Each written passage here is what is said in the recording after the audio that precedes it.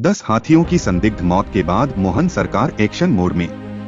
उमरिया जिले के Bandhavgarh tiger reserve park में 10 हाथियों की संदिग्ध परिस्थितियों में हुई मौत। पार्क प्रबंधन ने 10 हाथियों की मौत का कारण बताया कोदोकुटकी।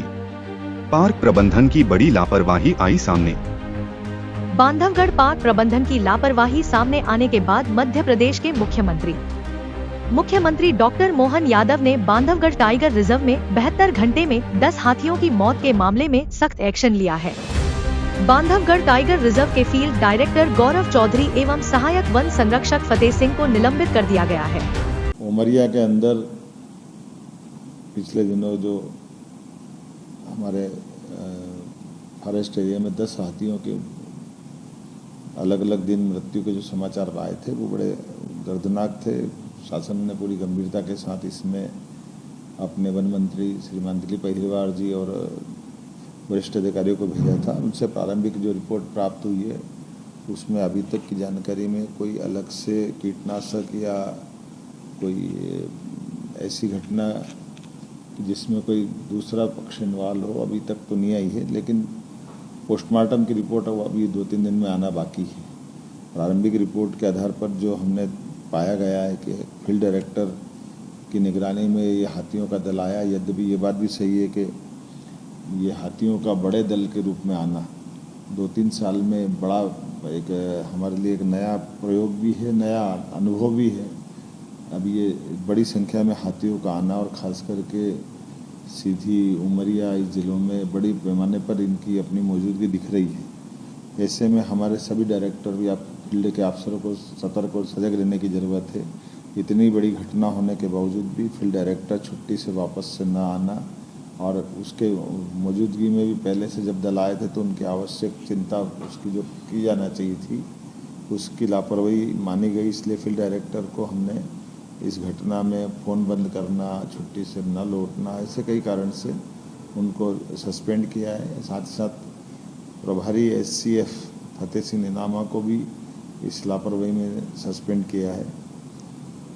ये बात भी सही कि हाथी के लिए हमारे जो बांधवगढ़ और बाकी जितने भी रिजर्व फॉरेस्ट हैं वो बड़े आकर्षक स्थिति में है, क्योंकि हमारा जो अंदर का प्रबंधन बहुत उत्तम प्रकार का है। इसलिए अब हाथियों के दल ने जाना बंद कर दिया। पहले वो छत्तीसगढ़ से और अन्य राज्यों से आते और चले जाते थे, लेकिन अभी मान के चल रहे हैं कि यहाँ बड़े पैमाने पर हाथियों ने डेरा डाला है जो मध्य प्रदेश की बाकी फॉरेस्ट की गतिविधि का एक हिस्सा बन गए।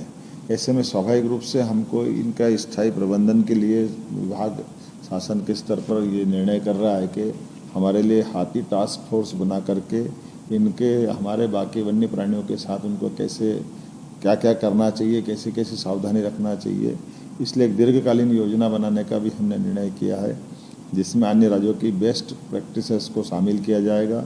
और जो हाथियों के बड़े राज्य हैं एक तरह से कर्नाटक और केरल, असम, यहाँ हम अपने अधिकारियों को भेजेंगे ताकि सह अस्तित्व की भावना के आधार पर हाथियों के साथ बफर एरिया, कोर एरिया में बाकी का जनजीवन भी प्रभावित नहीं हो और हाथियों को भी कोई सुरक्षा में खतरा नहीं हो। इस पे हमने गंभीरता के साथ विचार किया है। एक बात देखने में ये भी आई है कि जो नज़दीक के बफर एरिया के बाहर के हमारे जो मैदानी इलाके की जो फसलें हैं उसमें सोलर फेंसिंग या सोलर पैनल की फेंसिंग करा करके उनकी फसलें सुरक्षित करें ताकि हाथी फसल नष्ट न कर पाएँ और मनुष्यों के लिए भी वो सुरक्षा का काम करेगी। तो एक तरह से हमने किसानों के लिए इस तरह से वन विभाग से कहा कि ऐसे इलाकों में कहाँ कहाँ खेती हो रही है उनको कैसे बचा सकते हैं, और ये दोनों तरफ प्रकार से हमारे लिए चिंता का भी है लेकिन जागरूकता का भी एक बड़ा विषय बनेगा।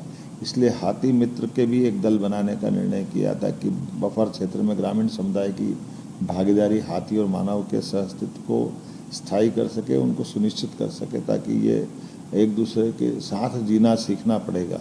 अब ये कटु सत्य है। इसीलिए इन व्यवस्थाओं के आधार पर जो घटना घटी है इसमें हमने अपने अभी जनहानि को लेकर भी 8 लाख रुपया प्रति व्यक्ति जो हम देते थे उसके बजाय 25 लाख रुपया प्रति व्यक्ति भी प्रारंभ करने का निर्णय किया। जो 2 व्यक्ति के साथ दुर्घटना घटी है उनके अभिभावकों को भी हमने ये इस व्यवस्था से जोड़ा है। साथ ही कृषि वानिकी में हमने अन्य प्रकार से फॉरेस्ट के प्राइवेट सेक्टर को जोड़ करके भी बजाय परंपरागत खेती करने के किसानों को प्रोत्साहित करेंगे, इंसेंटिव देंगे, ताकि वो इस क्षेत्र में सामान्य फसल के बजाय वो अपनी फॉरेस्ट की व्यवस्थाओं से जुड़े और उनका लाभ मिले। एक और बड़ी बात है कि जो अकेला हाथी घूमते हैं या ऐसे जो दल से अलग अलग हिस्से हो जाते हैं, तो इनको रेडियो टैगिंग का भी निर्णय हमने किया है, ताकि हाथियों की गतिविधियों को नज़र में रखा जा सके, ट्रैकिंग किया जा सके, ताकि आने वाले समय में भविष्य में ऐसी कोई घटना ना हो।